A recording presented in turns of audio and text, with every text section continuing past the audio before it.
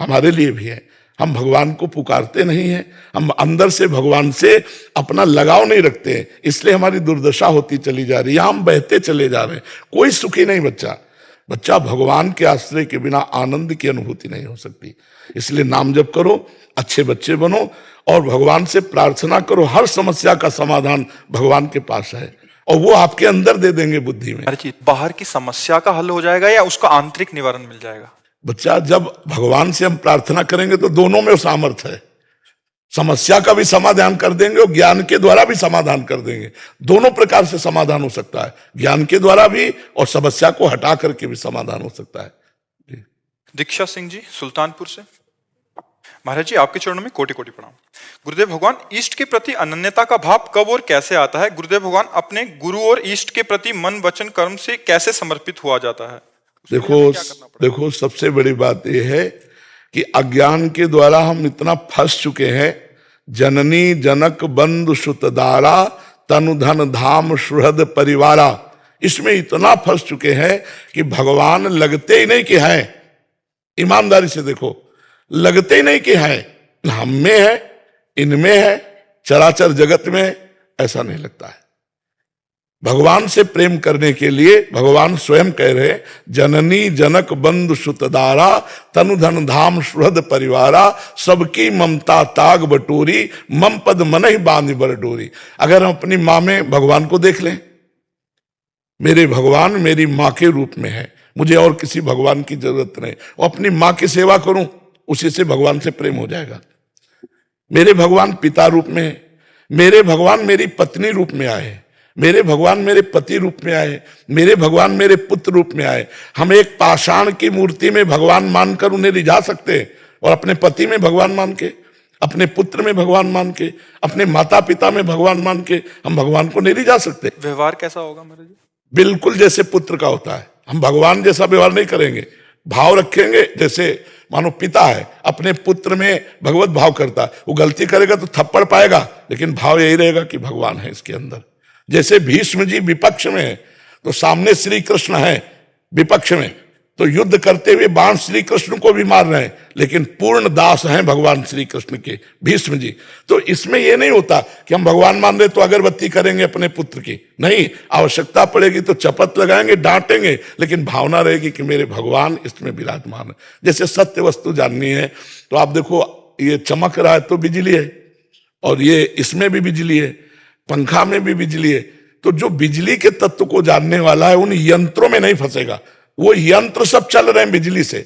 ऐसे ही चाहे कोई भी चराचर जीव हो, अगर उसमें चैतन्यता है, उसमें पावर है, तो भगवान है। पर जी बात तो समझ आ रही है, बेटी आंतरिक धारण क्यों नहीं हो? मलिनता, वासनाएं, पाप, अज्ञान, इसी की निवृत्ति के लिए तुम कहते राधा राधा रटो, राधा राधा जपो, फिर देखो आपको भगवान से प्रेम होता है कि नहीं।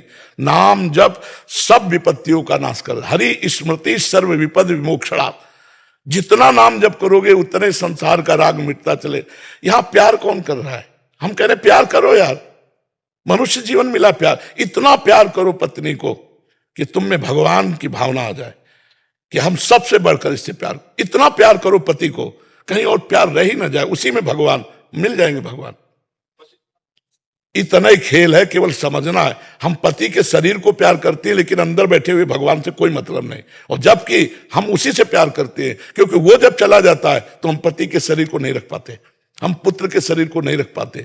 ये अगर जागृत में ज्ञान हो जाए तो और कोई आराधना करने की जरूरत नहीं है, वो उसी आराधना से भगवान को प्राप्त। जैसे उदाहरण, महाराष्ट्र में अपने माता पिता को भगवान मान करके पुंडरीक जी सेवा कर रहे थे, वर्षों सेवा की, इतनी सेवा की कि स्वयं भगवान द्वारिकाधीश आए और कहा मेरे दर्शन कर लो। बोले कौन हो? बोले भगवान है। तो एक ईंट दे दी और कहा खड़े रहो, माता पिता की सेवा हो जाए, फिर हम आपको देखेंगे। तो वही आज भी खड़े हैं महाराष्ट्र में, जो विट्ठल भगवान है, ईंट पे आज भी खड़े हैं। पति को भगवान माना सत्यवान जी को, और उनकी आयु 1 वर्ष थी। देवर्षि नारद जी ने सावित्री जी से कहा गलत जगह तुमने संबंध बनाया, तुम्हारा पति सत्यवान 1 साल में मर जाएगा। तो बोले जिसे मैंने पति वरण किया 1 साल तो बहुत होता है, अगर हम 1 दिन भी उनके साथ गुजारेंगे तो मान लेंगे मेरी जिंदगी सफल हुई। वो पतिव्रता थी, अपने पति में भगवान का दर्शन करती थी।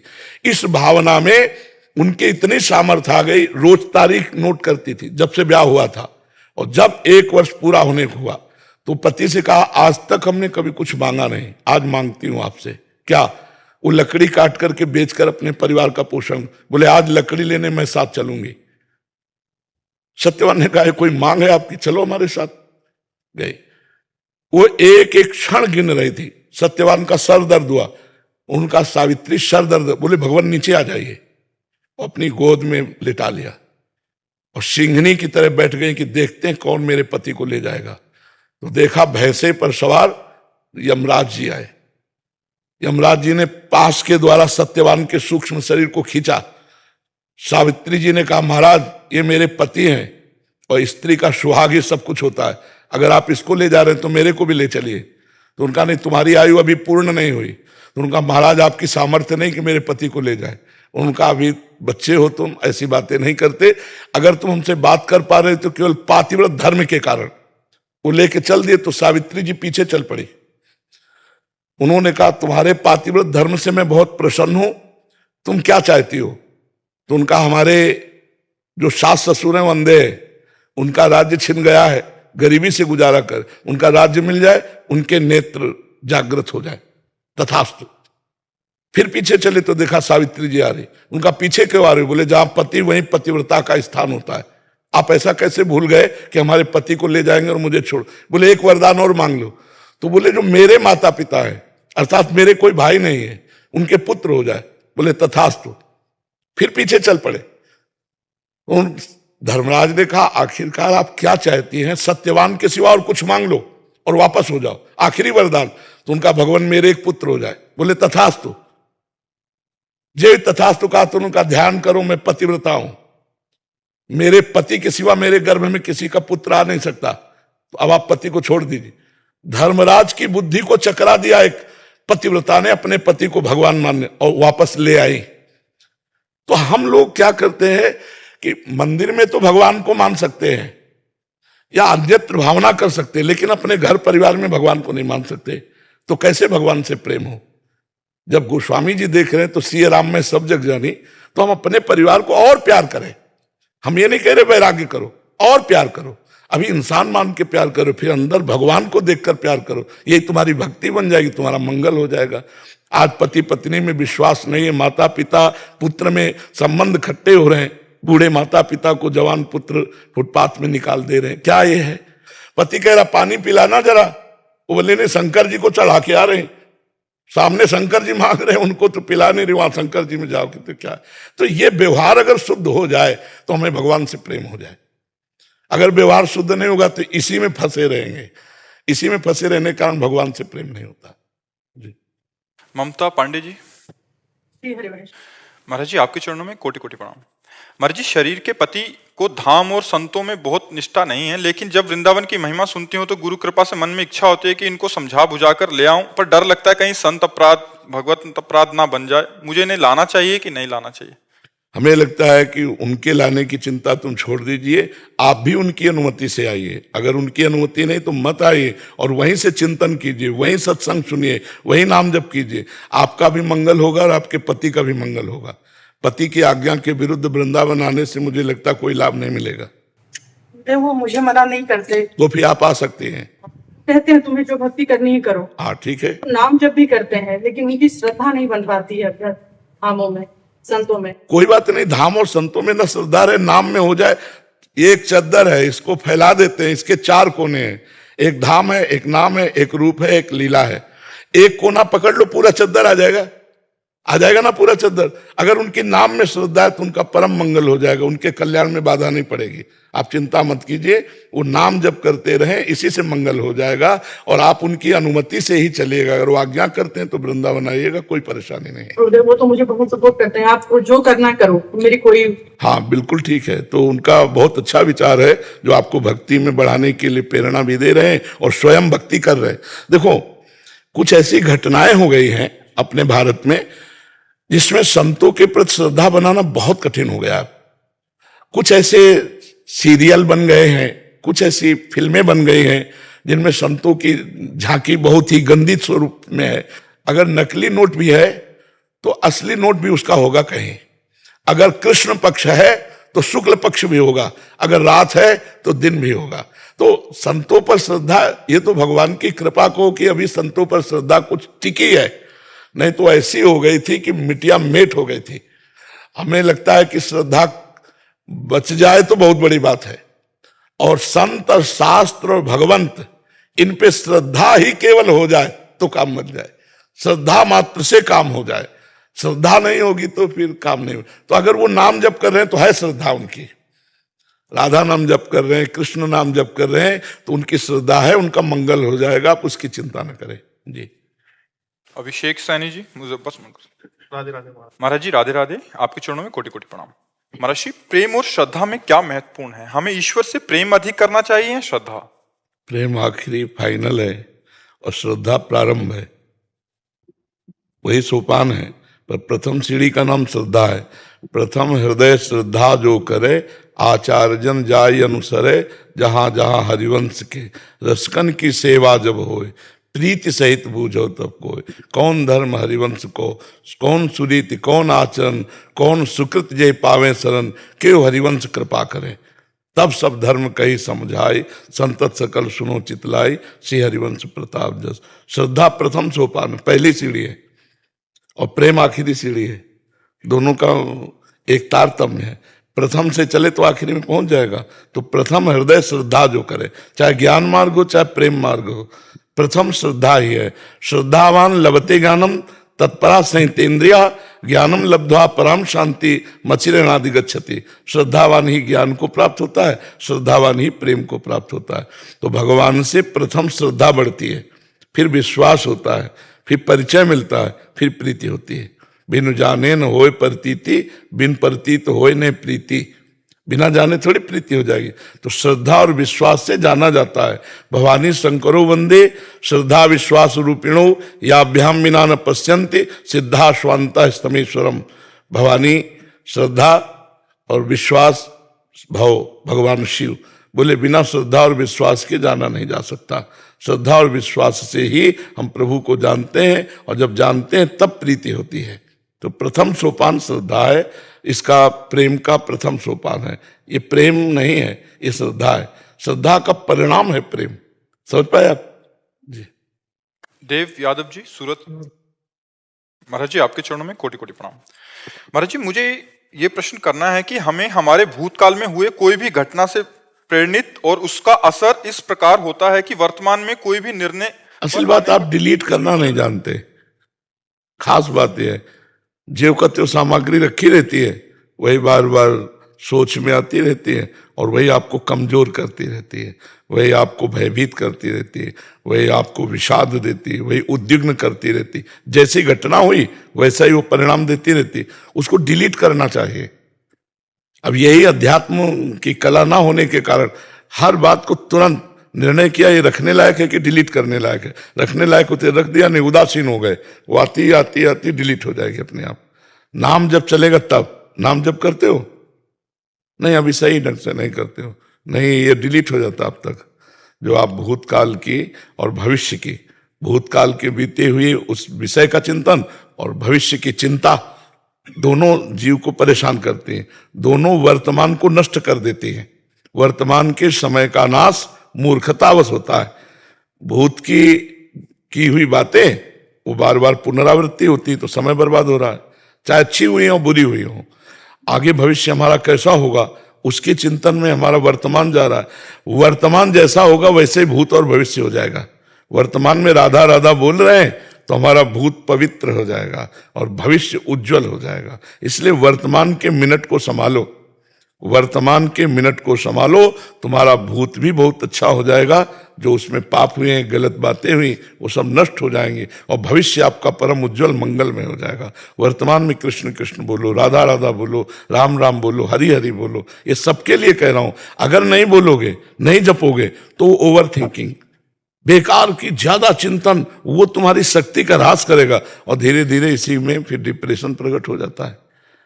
बार बार वही बातें, और वो सब सांसारिक बातें हैं, सब नकारात्मक बातें हैं, उनमें कोई सुख है नहीं, तो जीव जलने लगता है। जलते जलते इतना नकारात्मक सोच में कि वो डिप्रेशन जिसे कहते हैं वही आ जाता है। इसलिए नाम जप अत्यंत आवश्यक है। हर सुख की प्राप्ति नाम जप से हो जाएगी, हर दुख की निवृत्ति नाम जप से हो जाएगी। नाम जप करो तो नाम जप की कला में आप डिलीट करना सीख जाएंगे। जैसे संसारी आदमी होता है, 10 वर्ष पहले कभी गाली दी होगी, देखते ही उसको जलन पैदा हो जाएगी, क्योंकि अभी जेव का त्यों गाली रखी हुई उसके पास, उसने डिलीट नहीं किया। ऐसे हमारे अनंत जन्मों के संस्कार रखे हुए हैं, सबको डिलीट करना है, तभी तो खूब भजन करना पड़ता है। और जहां निर्मल हो गया मन, सही भगवान का साक्षात्कार हो गया। इसलिए नाम जप करो, ठीक है। और जैसे हम नाम जप कर रहे हैं, पूर्व की बातें आ रही हैं, आगे की सोच आ रही, उसको ना पकड़ो और ना बुरा मानो, समझ रहे हो। पकड़ना होता है कि उसमें डूब गए, बहुत अच्छा है, और ना बुरा मानो ये क्यों आया, वो अपने आप डिलीट कर देगा नाम। आपको सिर्फ ध्यान देना है राधा राधा राधा राधा। जब पढ़ाई कर रहे हैं तो पढ़ाई कर रहे हैं, जब कोई कार्य कर रहे हैं तो एकाग्रता पूर्वक कार्य कर रहे हैं, तो पढ़ाई और उस कार्य को भी भगवान को समर्पित कर दो। और जब खाली है तो राधा राधा राधा, मन को अन्य चिंतन करने का अवसर ना दो, ठीक है जी। अच्छा पवित्र भोजन पाओ, गंदी बातें मत देखो, गंदी बातें मत सुनो, गंदी बातें मत करो, अच्छे बच्चे बन जाओगे जी। महाराज जी, मुझे मेडिटेशन करने में बहुत दिक्कत होती है, ध्यान करने में मन विचलित। बिल्कुल ध्यान ना करो, तुम राधा राधा बोलो, ध्यान जाए जाने दो जहां जाए। तुम पहले पकड़ो तो, डोरी पकड़ लो, पतंग कहां जाएगी। डोरी पकड़ लो, पतंग कहां जाएगी, वो तुम्हारे हाथ में है। पतंग पकड़ना चाहोगे, डोरी छोड़ दो कि कभी हाथ में नहीं आएगी। नाम डोरी है, पतंगो यथा त्वाम भ्राम्य माणा। अगर नाम पकड़ लिया तो ध्यान ज्ञान सब कुछ आ जाएगा तुम्हें। राधा राधा राधा। विकास मिश्र जी अमेठी से। जी राधे राधे महाराज जी। महाराज जी, कभी कभी जब जीवन में कठिन दौर आते हैं और उनका समाधान नहीं निकल पाता, तो मन में भगवान तो समाधान निकाले कौन। अध्यात्म का ज्ञान है नहीं और संसारी पुरुष समाधान जानता नहीं। आप विचार करो ना, समाधान निकालने वाला भी तो होना चाहिए। तो समाधान कौन निकालता है। जब तक अध्यात्म का ज्ञान नहीं, तो अध्यात्म में तो 1 मिनट में समाधान आ जाएगा। हम गलत है या सही, अपने आप निर्णय हो जाए। गलत है तो पश्चाताप हुआ, उसका सुधार हो गया। सही है तो हमें भोगना है। फिर हमने गलती नहीं की है अभी वर्तमान में, पूर्व में कोई गलती की है, तभी वो गाली दे रहा है, तभी वो अपमान कर रहा है, तभी हम हार रहे हैं, तभी हमारा उद्देश्य फेल हो रहा है। हमको भोगना है। अब हम सहेंगे, हारेंगे नहीं, परास्त नहीं होंगे। हम नाम जप करेंगे, इस पर विजय प्राप्त करेंगे। ऐसे समाधान ढूंढा जाता है। अब समाधान कहां से मिले, अध्यात्म है नहीं, और व्यवहार में कोई समाधान दे नहीं सकता। व्यवहार में अपनी कमजोरी बताओ, तुम्हारा शोषण करेगा, समाधान थोड़ी करेगा। रहीमन मन की मन व्यथा, रखिए मन में गोए, सुनी ठले हैं लोग सब बांटने ले है कोई। अपनी कमजोरी किसी को बताओ, आपको वो ही नस दबाएगा जो कमजोर है, और आपका शोषण करेगा। इसलिए स्वयं निर्णय करने वाले बनो। वो कैसे बनोगे, जब सत्संग सुनोगे, शास्त्रों का स्वाध्याय करोगे, नाम जप करोगे, तुम्हारे अंदर ज्ञान आएगा, तभी तो समाधान होता है। ज्ञान से ही तो समाधान होता है। सत्संग सुनो, नाम जप करो, और दूसरों की सेवा करो, शास्त्र स्वाध्याय करो, अपने कर्तव्य का पालन करो। आई हुई समस्या में भगवान तुम्हारा समाधान करेंगे, ठीक है। महाराज जी, ऐसे में भगवान पे भी थोड़ा सा लगता है कि ऐसा क्यों नहीं कर रहे हो, ठीक करना चाहिए उनको, तो आस्था ऐसी डगमगा जाती है। नहीं डगमगाना चाहिए। यार भगवान को तुम लोग क्या समझो, नौकर समझे हो क्या है। विचार करो, भगवान को तुम नौकर समझे हो क्या। तुम भगवान के एक हो न मानो। सब सुविधा भगवान तुमको दिए, तुम्हारा शरीर भगवान का दिया हुआ, तुम्हारी बुद्धि भगवान की दी हुई, तुम्हारा खान पान सब कुछ भगवान ने दिया है। तुमने भगवान को क्या दिया है, एक बात बताओ हमें। इसके बाद भी भगवान तुमसे कोई शिकायत नहीं कर रहे, और तुम कह रहे हो भगवान पे आस्था नहीं। तुम भगवान की आज्ञा का पालन करते हो। आप विचार करो, जो मनुष्य जीवन का परम कर्तव्य है, तुम भगवत आज्ञा का पालन नहीं करते, फिर भी भगवान नाराज नहीं है। अब इसके बाद तुम वहां शर्त पे शर्त रखते चले जाओ, पाप तुम करो, कर्म का फल आएगा भोगने का, गुस्सा हो भगवान पे। यार ये बातें तो ठीक नहीं है। हमें बताओ भगवान की कमजोरी क्या है, क्या कमी है भगवान के पास, हमें नहीं समझ में आता है। हाँ, अवश्य में भोक्तव्यम कृतम कर्म शुभाशुभम। जो हम कर्म करेंगे उसका हमको भोगना पड़ेगा, सिद्धांत है। तो अब हम अच्छे कर्म करें ना, तो अपने आप सुख आएगा, तो अपने आप भगवान की जय बोलेंगे। बुरे कर्म करेंगे, दुख आएगा, तो भगवान पे श्रद्धा भी हटेगी, हमारी दुर्गति हो जाएगी। जिस श्रद्धा से हम भगवान तक पहुंचते, वही श्रद्धा खत्म हो रही, तो फिर होगा क्या। जैसे एक माई आई, उसने कहा मैं नौ दुर्गा रहती थी, बहुत व्रत रहती थी, हमारे पति पधार गए, तो क्या उसका कोई फल नहीं मिला क्या? तो इसका नाम मृत्यु लोक है। एक राइट टाइम के लिए अपने लोग आए हुए हैं और हमको जाना पड़ेगा। उसमें नवदुर्गा का व्रत क्या करेगा? उसका फल अलग मिलेगा। और उसकी मान लो 50 वर्ष आयु है तो 5 सेकंड नहीं बढ़ेगी, 50 वर्ष पूरे होते ही खत्म हो जाएगी। और उसमें कह दो हम व्रत रह रहे हैं, हम उपवास कर रहे, तो क्या हुआ? उसका पुण्य मिलेगा आपको। अब ये ज्ञान नहीं है तो सब भगवान बोले अब हमें श्रद्धा। इस अश्रद्धा से क्या होगा? आकाश में थूकोगे तुम्हारा, हाँ वहां आकाश थोड़ी गल रह जाएगा। भगवान आकाश की तरह महान है, तुम्हारे उससे क्या फर्क पड़ेगा उनके? लेकिन वो तुम्हें दुलार करेंगे, वो ऑक्सीजन तुम्हारा बंद नहीं कर देंगे, वायु देंगे, पृथ्वी पे रहने देंगे, पानी देंगे, भोजन देंगे। वो कितने कृपाल हैं यार, विचार करो। तुम्हारे शरीर में तुमने कुछ बनाया है क्या? सब भगवान ने बनाया। फिर भगवान को क्यों तुम दोष देते हो? क्या भगवान ने गलती की आपके साथ? नहीं, कभी कभी जब जैसे एग्जाम दे रहे हैं लगातार, फाइनल में जाके वो रुक जाता है, थोड़ा संबंध डगमगा जाता है गुरुजी। उसमें भगवान का क्या दोष है?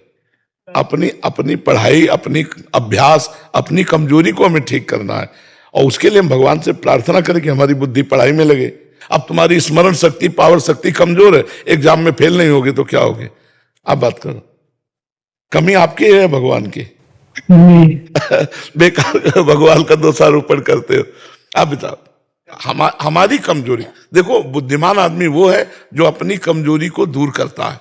अच्छा, कुछ कार्य ऐसे हैं जिसमें हमारी कमजोरी ना होने पर भी हमें फेल होना पड़ेगा, क्योंकि हमारा प्रारब्ध भोग है।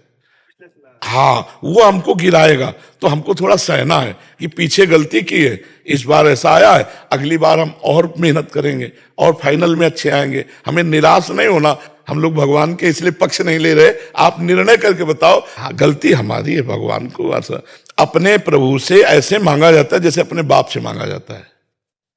अपने माता पिता से हम थोड़ी कहते कि हम तुम्हें कुछ खवाएंगे पियाएंगे, आप हमको। अपने माता पिता, प्रभु हमें बुद्धि दो जिससे मैं अच्छा विद्यार्थी बनूं।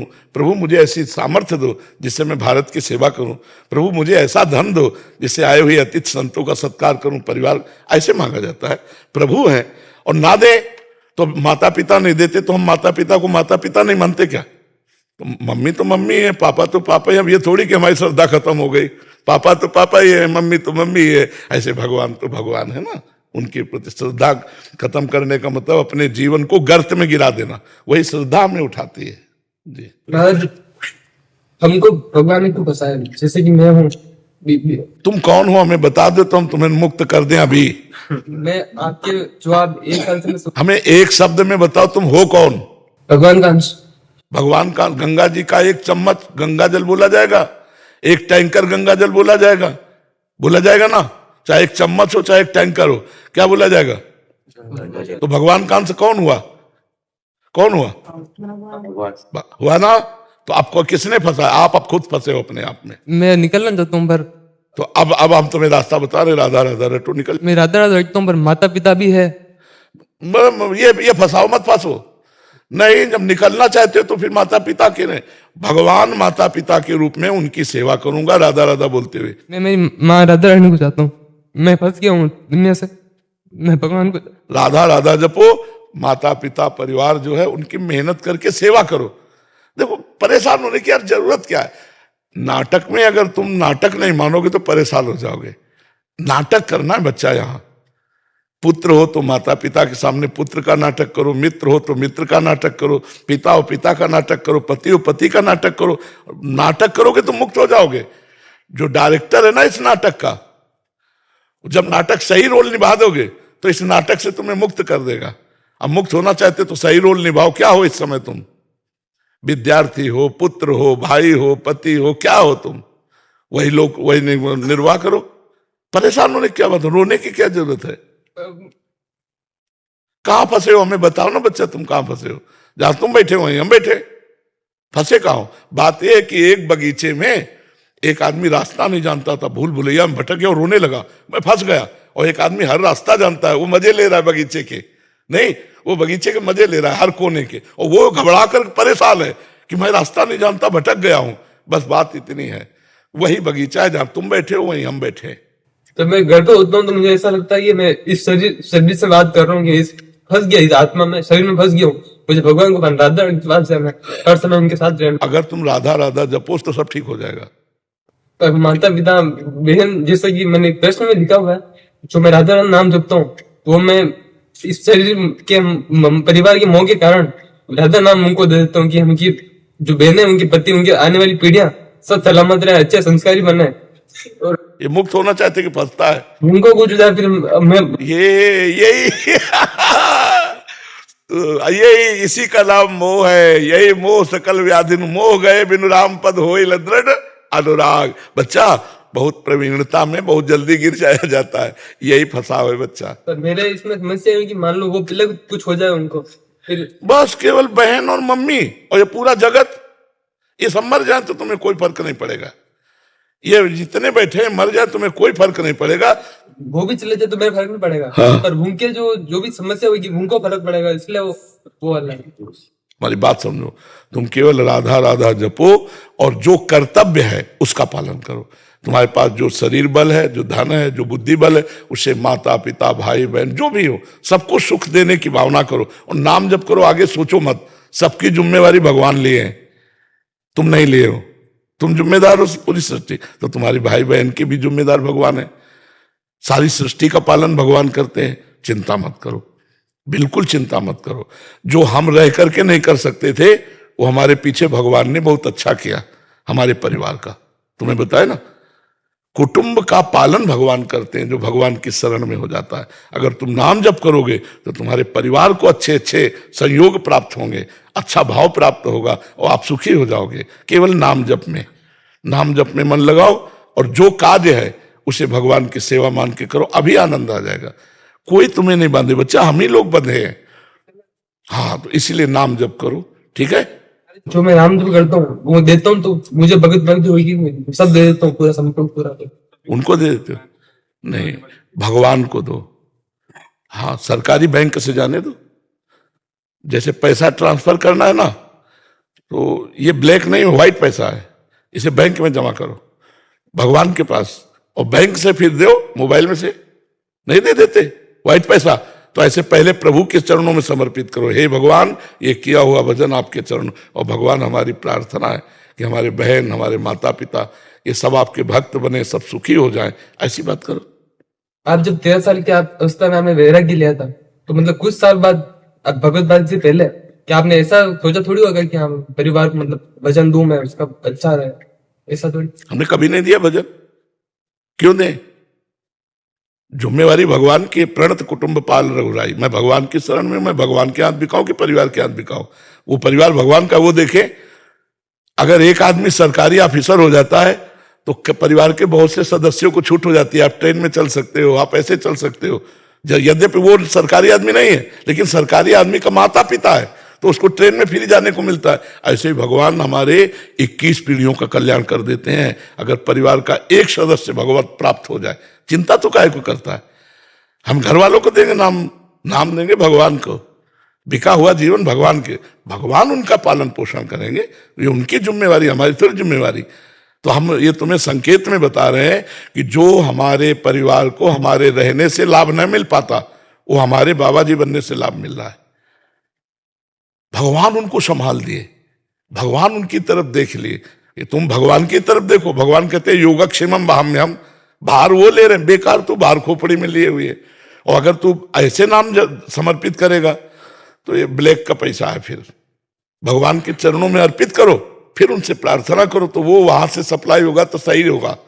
ऐसे ठीक नहीं है। पहले भगवान को, फिर भगवान से प्रार्थना कि वो हमारे शरीर के बहन है, वो हमारे माता पिता है, इनका मंगल हो, इनको सुख मिले, तो भगवान ऐसा कर देंगे। ठीक है। मोहिनेश जी कनाडा से। राधे राधे महाराज जी, तृष्णा बहुत विचलित करती है मन को, बार बार भोगे हुए ही भोगों की तरफ ले जाती है। उतनी बार राधा कृष्ण की तरफ ले जाने के लिए क्या करें? बार बार जैसे उधर। हमने तो एक ही बात पकड़ी है, भगवान से रोकर प्रार्थना करना और खूब नाम जप करना। हमारे हर प्रश्न का उत्तर नाम जप मिलेगा, क्योंकि इसके बिना कुछ नहीं होता है। अध्यात्म की नींव है नाम जप, आध्यात्म की पूर्णता है नाम जप, और अध्यात्म का मध्य है नाम जप। नाम जप के बिना कुछ नहीं होता बच्चा। और भगवान से प्रार्थना करो कि भोगे हुए विषय की जो आकर्षण वृत्ति है प्रभु से छुटा दो, तो भगवान उसे छुटा देंगे। और नाम जब तक नहीं होगा तुम्हारे पास, नाम रूपी धन, तब तक प्रार्थना भी नहीं सुनी जाती है, भी ध्यान रखना। हम तुम्हें अंदर की बात बता रहे हैं, नहीं हजारों प्रार्थना करते रहते हैं, वहां वैसे नहीं। पावर चाहिए, पावर, नाम जप का पावर। पुकारो, अभी बात तुम्हारी हो जाएगी भगवान से, अभी बात सुन लेंगे। नाम जप करो, ठीक है, पवित्र भोजन, नाम जप, और उसके प्रति दोष दर्शन। हम कहते हैं तुम डायरी लेके बैठ जाओ, हमारी बात को लिखो। कोई भी भोग अगर तुम्हें नाम जप करते हुए सुख दे तो हमें बता देना, पर नाम ना छूटने पावे। हर भोग को भोगते समय डायरी रख लो और नाम जपो, राधा राधा राधा राधा राधा राधा राधा राधा, सांस ना टूटने पावे, राधा राधा राधा राधा। अब भोगो हर इंद्री का विषय, और फिर डायरी में बताओ लिख के कि कौन सा सुख तुम्हें मिला, क्योंकि प्रकाश है तुम्हारे साथ नाम का, तो हर झूठा सुख तुम्हें झूठा लगेगा। जब तक अज्ञान है तब तक लगता है यार इसमें बड़ा मजा है, बड़ा सुख है, बड़ा आनंद, नहीं है, किसी में नहीं है। आप देखो ना, अगर सुख है तो प्रथम जे भी तुम उसको भोगा, चाहे भोजन हो कुछ भी हो, तो अब उसको और सुख बढ़ना चाहिए, लेकिन हर कवल में भोजन का भाव कम होता चला जाएगा। आखिरी में नहीं थोड़ी खीर ले ली, नहीं अब हमें नहीं चाहिए, ऐसे नहीं बोल पड़ेगा, नहीं क्यों भाई बहुत अच्छी चीज है, बहुत स्वाद, नहीं बोले, अब नहीं, तो सुख कहां था।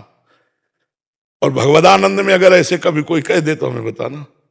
भगवदानंद में तो नवम नवम और पीते चले जाओ और आनंदित होते चले जाओ। क्या सुख है।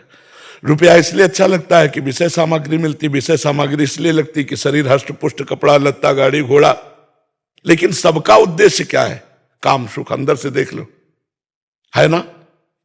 अगर हम पूरे गणित लगावें तो फाइनल में आएगा कि हमारा उद्देश्य सबसे बड़े सुख में काम है ना। काम नहीं, बताओ अगर और कुछ हो तो। और काम सुख कहां है, किन अंगों में है, मलमूत्र के द्वार। कितने घृणित, कितने गंदे, क्रिया क्या है, विचार करो ना, विवेक के द्वारा ऑपरेशन करो, केवल घर्षण मात्र। परिणाम क्या है, अशांति, तृष्णा, कामना। इसी बेकूफी में जन्म के जन्म चले गए, अब भी चले जाएंगे।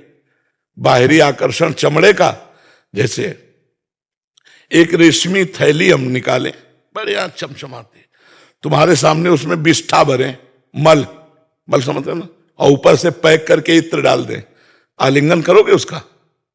तुम्हें पता होना चाहिए इसमें क्या है, आलिंगन करोगे? यार मतलब काहे को नहीं, ऐसे ही ज्ञानी को सब होता है। ये है मलाशय मूत्राशय, यहां ऊपर से चमड़े की थैली चिकनी है और अंदर मलमूत्र भरा हुआ है, और उसी के द्वार है, उसी से निकले हैं, उसी में पले हैं, और फिर उसी में जाने का उपाय कर रहे हैं। क्या है खास बात? खास बात क्या है हमें बताओ, कौन सी खास बात है, कहां खास बात है? केवल मायाकृत आकर्षण, और उसी आकर्षण में धर्मयुक्त काम को भगवान ने अपना स्वरूप कहा है। जैसे ब्याह हो गया और संतान उत्पन्न करने के लिए तो धर्मयुक्त काम सृष्टि पूरक है, इसलिए उसकी स्वीकृति। अधर्मयुक्त काम की बात नहीं कही गई। ये जो व्यभिचार, ये बॉयफ्रेंड गर्लफ्रेंड लिविंग रिलेशन, ये सब पाप है, और ये बुद्धि को भ्रष्ट करके और नष्ट कर देता है। धर्मयुक्त शास्त्रीय पद्धति से पाणी ग्रहण किया, माता पिता का आशीर्वाद लिया, और संतान उत्पत्ति के लिए जो काम है वो धर्मयुक्त काम भगवान का स्वरूप है। वो तुम्हें पाप नहीं लगेगा, वो तुम्हारे जीवन को उन्नति में बनाएगा, और उसमें परेशानी भी नहीं है। आपके अंदर विकार आया, पत्नी के सहयोग से विकार को दूर कर दिया, कोई परेशानी नहीं। लेकिन विकार आया, दूसरी माता बहनों की तरफ देखा, पाप बन गया।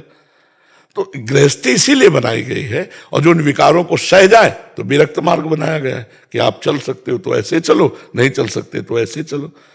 तो तृष्णा हमें तब तक सताएगी जब तक पाप कर्म करेंगे, और जब धर्म से उसी वस्तु का भोग करेंगे तो तृष्णा नहीं सताएगी। ध्यान रखना, पाप कर्म बंद कर दो, तृष्णा नष्ट हो जाएगी।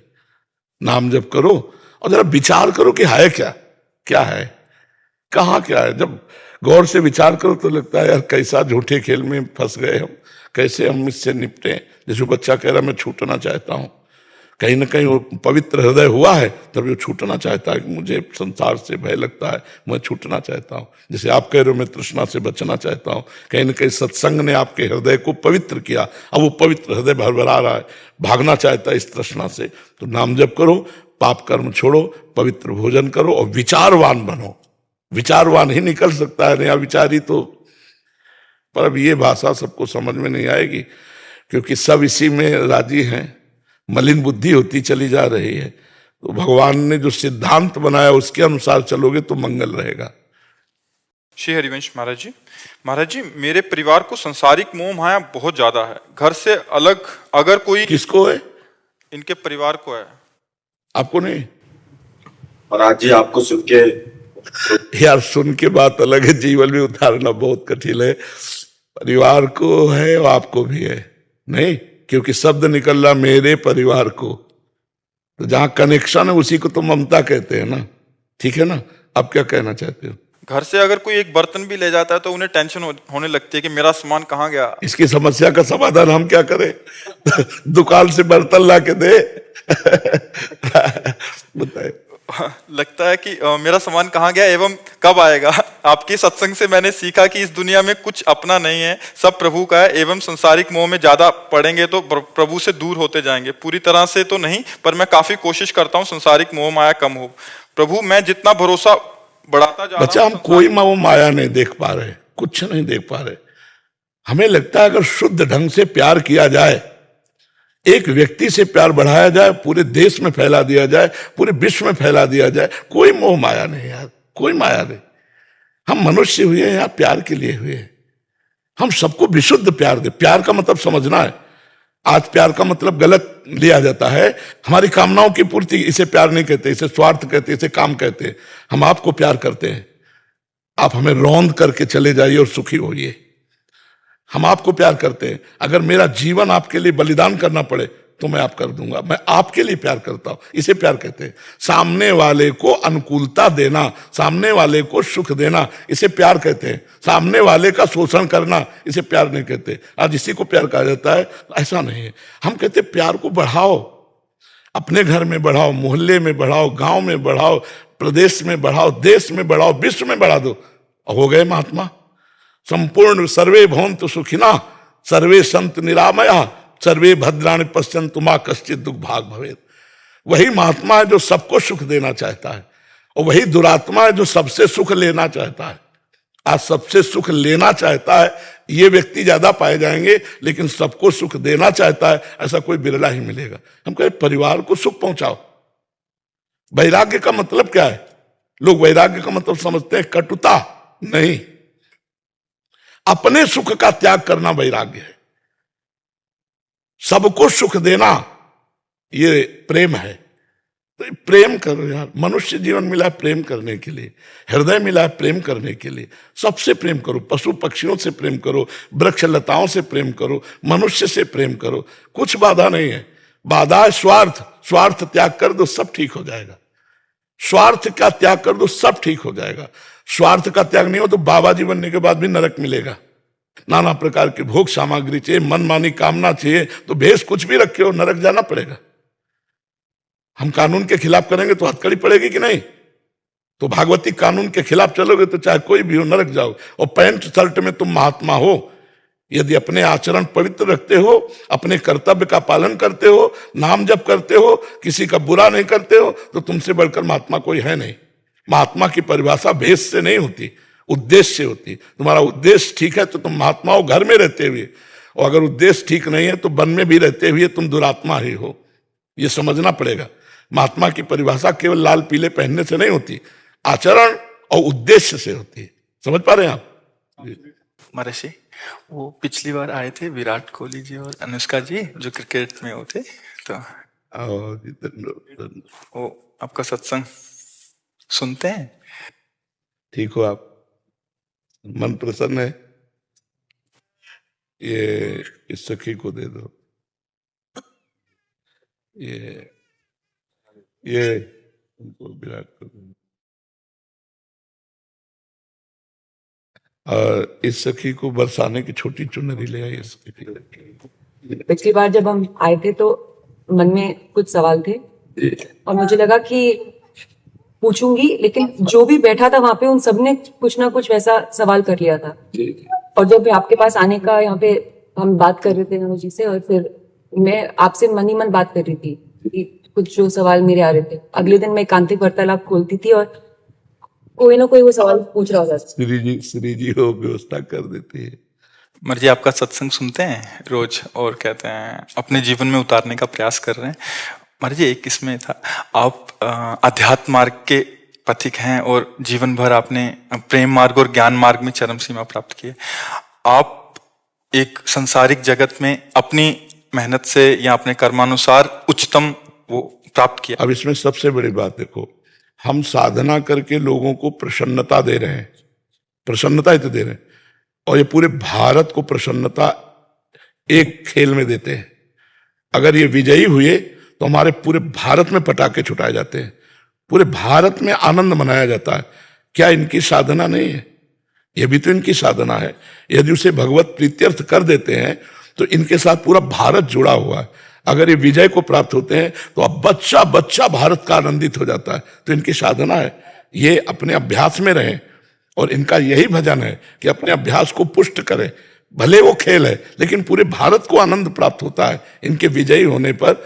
अगर हम कहीं किसी कारणवश, तो हमें अभ्यास की पुष्टता पर ध्यान देना चाहिए, हमारे अभ्यास में कमी नहीं होनी चाहिए और बीच बीच में नाम स्मरण कर लेना चाहिए।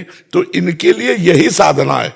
अपने अपने लक्ष्य को अगर हम दृढ़ता से निभाएं तो हम अपनी जगह उन्नति को प्राप्त होंगे और ये अपनी जगह उन्नति को प्राप्त होंगे और दोनों एक ही जगह पहुंचेंगे, क्योंकि ये परमात्मा के इस विश्व में इस भाव से रह रहे हैं, हम इस भाव से रह रहे हैं। तो सेवा वो भी है और सेवा ये भी है। ऐसा नहीं कि केवल परमात्मा की चंवर डुलाना ही सेवा होती है, अलग अलग सेवाएं होती है। तो इनको भगवान ने खेल सेवा दी है। अगर इस सेवा में प्रवीणता पूर्वक ये संसार को सुख पहुंचा रहे हैं और नाम जप कर रहे हैं तो ये भगवान की सेवा ही कर रहे हैं। मर्जी इसमें कभी तो एक सफलता मिलती है, कभी असफलता। हाँ, इसमें थोड़ा गंभीर रहना में और असफलता में हाँ, इसमें सुख दुखे समय कृत्वा लाभा लाभो जया जयो, भगवान ने इसीलिए कहा है। तो हमारा कभी कभी क्या होता है कि जैसे हम 15-20 लोग एक उसमें हैं, अब कईयों के प्रारब्ध उसमें जुड़े होते हैं। आपके अभ्यास की कमी नहीं है लेकिन प्रारब्ध उसमें जुड़ा हुआ है। अब अगर उसमें अशुभ प्रारब्ध ज्यादा जुड़ गया, क्योंकि विजय उनकी भी होनी है ना, तो आपका अभ्यास फिट होने पर भी आपको हार जनित दुख देखना पड़ेगा। मर्जी इसमें प्रारब्ध भी जो प्रारब्ध, बिल्कुल प्रारब्ध, अभ्यास की कमी ना होने पर भी प्रारब्ध फेल कर देता है। और अभ्यास पूर्ण है और प्रारब्ध पूर्ण है तो विजय की प्राप्ति होती है। हमारे जी कभी कभी देखा जाता है कि ऐसे ही तो कैच हो गया, कभी छूट गया। हाँ, प्रारब्ध हाँ, इसमें प्रारब्ध भी काम करता है और अभ्यास भी। जैसे मान लो 15-20 की, अब ये अभ्यास में बहुत प्रवीण है लेकिन इस बार प्रारब्ध है कि दुख भोगना है, तो आपको उनके संग के प्रभाव से, क्योंकि पूरा खेल एक से तो होगा नहीं, तो आपका किया हुआ अभ्यास भी फेल हो जाएगा। अभ्यास ही केवल नहीं है, उसमें प्रारब्ध भी है। असफलता में हमें कैसे रहना है? हमको उस समय भगवान का चिंतन करते हुए धैर्य रखना पड़ेगा। है बड़ा कठिन, है बड़ा कठिन।